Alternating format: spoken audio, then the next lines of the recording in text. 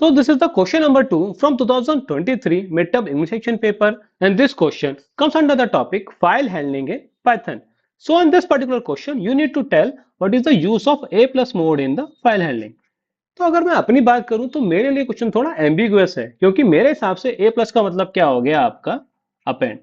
ठीक है, लेकिन जो प्लस आपका यूज है क्या करता है, आपको अलाउ करता है बोथ रीडिंग एंड राइटिंग।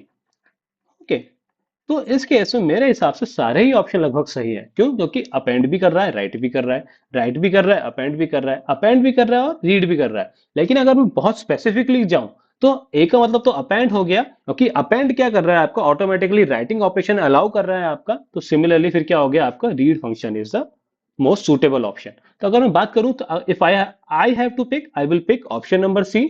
लेकिन मेरे हिसाब से चारों ही ऑप्शन आपके के लिए क्या है, सही है।